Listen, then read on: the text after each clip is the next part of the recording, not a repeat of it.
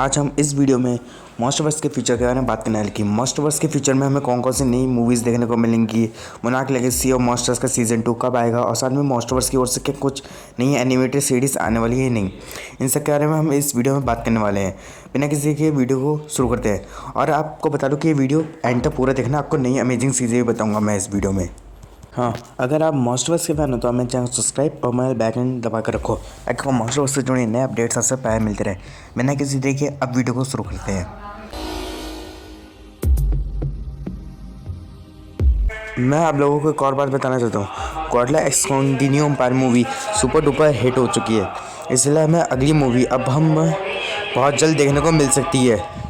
मॉस्टरवर्स की अगली मूवी में हमें स्पेस गॉडजिला देखने को मिलेगा और जिनको नहीं पता स्पेस गॉडजिला क्या है तो मैं उनको बता दे रहा। स्पेस गॉडजिला का एक क्लोन है। एक बार हुआ ये था कि गॉडजिला की कुछ सेल्स स्पेस में चली गई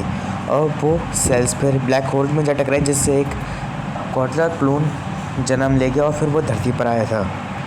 और इसकी फाइट गॉडजिला से भी हुई है और ये गॉडजिला का सबसे ताकतवर अभी तक का विलन रहा है और इसने Godzilla versus space Godzilla movie defeat कर ही दिया था, पर ऑलमोस्ट गॉडजिला ने इसे हरा ही दिया आखिरकार।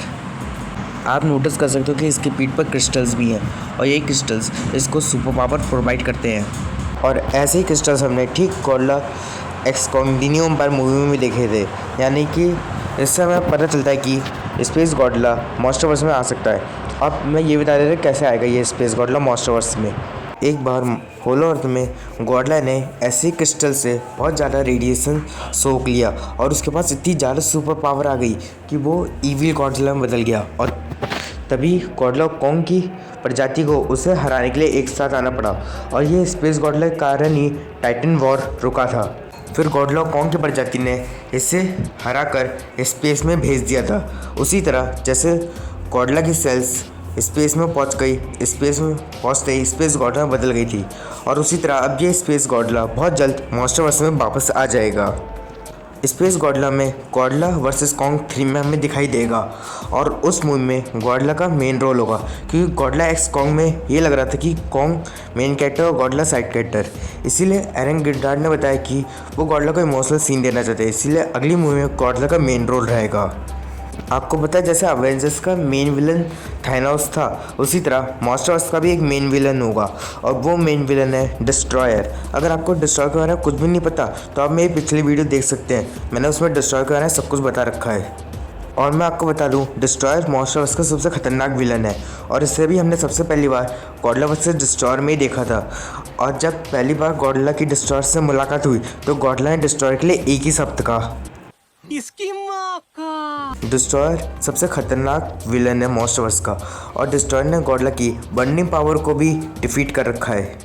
जो जापान का टोवो वाला गॉडजिला है उसने एक बार जापान पर हमला कर दिया, तो उसी गॉडजिला को मारने के लिए इन लोगों ने ऑक्सीजन डिस्ट्रॉयर नाम की मिसाइल बनाई और उस ऑक्सीजन डिस्ट्रॉयर से गॉडजिला तो काफ़ी हद तक नहीं मरा, पर उससे समुद्र में रहने वाले जीव म्यूटेट हो गए और फिर वो ही आगे जाकर डिस्ट्रॉयर का रूप ले गए और फिर इन छोटे डिस्ट्रॉयर्स ने पूरे टोक्यो पर हमला कर दिया और इसलिए टोक्यो को बचाने के लिए फिर गॉडजिला को ही आगे आना पड़ा, पर इन डिस्ट्रॉयर्स ने गॉडजिला तक को बहुत बुरी तरीके से मात दे दी। अब मैं आप लोगों को ये बता दे रहा डिस्ट्रॉयर मॉस्टरवर्स में कैसे आएगा, क्योंकि हमने गॉडजिला के ऑन द मॉस्टर्स में आपने देखा होगा कि गॉडजिला को मारने के लिए और साथ में किधोरो को मारने के लिए ऑक्सीजन डिस्ट्रॉयर नाम की मिसाइल का यूज़ करा गया था। उससे किधोरो तो बच गया पर गॉडजिला भी ऑलमोस्ट उससे मर ही गया था, पर किसी वजह से गॉडजिला भी बच गया आखिरकार। और उसी ऑक्सीजन डिस्ट्रॉयर के कारण अब समुद्र में रहने वाली क्रैब्स और बाकी सब स्पीसीज़ म्यूटेट हो जाएंगी और वैसे भी डिस्ट्रॉयर को बनने में 40 साल लगते हैं और मॉस्टर्स में अभी 2027 वाला ईयर चल रहा है। और मैं आपको बता दूँ मोनार्क लेगेसी और मॉस्टर्स का सीज़न 2 कंफर्म हो गया है और ये सीज़न 2 हमें अगले साल नवंबर में देखने को मिलेगा। अगर आप मुझसे पूछ रहे कि मोनार्क लेगेसी और मॉस्टर्स सीज़न 1 कैसा था तो मैं बता दूँ ठीक ठाक था, पर मुझे कुछ ज़्यादा पसंद नहीं आया क्योंकि उसमें ह्यूमंस ड्रामा काफ़ी था। मॉस्टरवर्स की ओर से 2 और नई सीरीज़ आने वाली है और ये नहीं पता ये एनिमेटेड होगी या फिर बिना एनिमेटेड, और एक एनिमेटेड सीरीज़ आ भी गई है मॉस्टरवर्स की ओर से जिसका नाम है स्कल आइलैंड और ये मुझे सब बहुत ज़्यादा अच्छी भी लगी क्योंकि इसमें ह्यूमंस पर भी फोकस था और साथ में मॉन्स्टर्स के ऊपर भी।